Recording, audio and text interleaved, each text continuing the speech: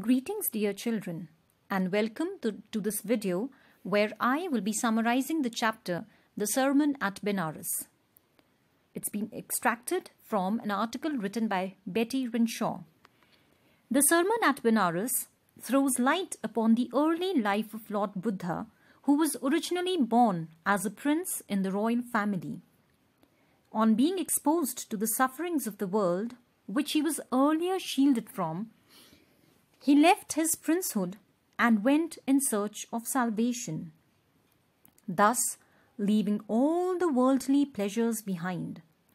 Upon attaining spiritual awakening, he gave his first sermon in the city of Benares, hereby making a lady named Kissa Gautami realize that men are mortal and a wise person should not grieve at what is bound to happen, for it only enhances pain and suffering. Gautam Buddha was born to a North Indian king in a royal family as a prince and was named Siddhartha Gautama. When he was 12 years old, he was sent to a faraway place to study Hindu sacred scriptures, and upon returning 4 years later, he got married to a princess. Soon, they both had a son and they continued to live the royal life for about 10 years.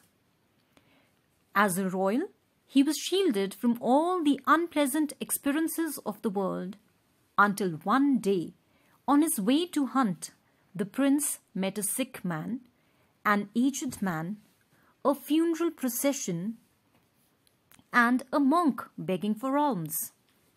These experiences acted as eye-openers for him, and thus he left all the royalty behind to seek a higher sense of spiritual knowledge.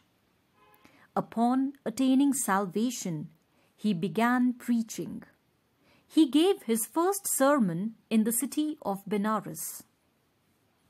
There was a lady named Kissa Gautami, whose son had died.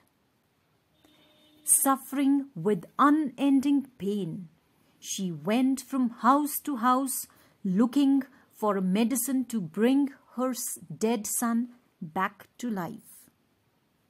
People started thinking that the lady had lost her senses. One day, she met a man who directed her towards Lord Buddha. According to him, it was Lord Buddha who could possibly have a solution for her problem. Buddha asked her to look for mustard seeds from the nearby homes. The seeds must be procured from a house that had seen no death. Reinstated with hope, Kissa Gautami once again went on in a search from house to house.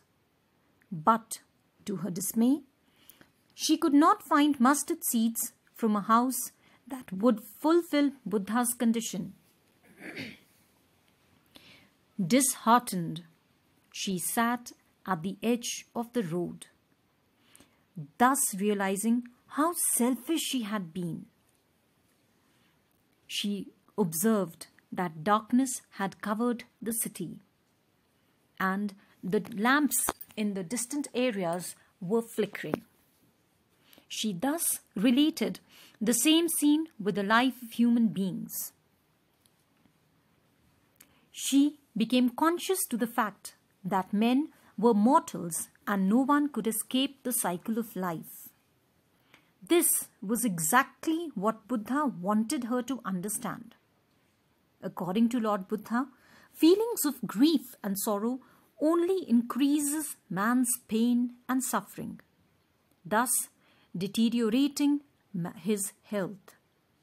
Therefore, a wise person is fully aware about nature's functioning. He must not grieve at something bound to happen. Lord Buddha explained it by giving an analogy of ripe fruits which have to break down from the branch and merge with the soil. Similarly, earthen vessels also at some point break down and mix with the same clay the same mud that they are made up of. According to Lord Buddha, we all are subject to death. Our life is full of troubles and grief. This grief is combined with pain. Death cannot be avoided. There is no use crying or mourning over death.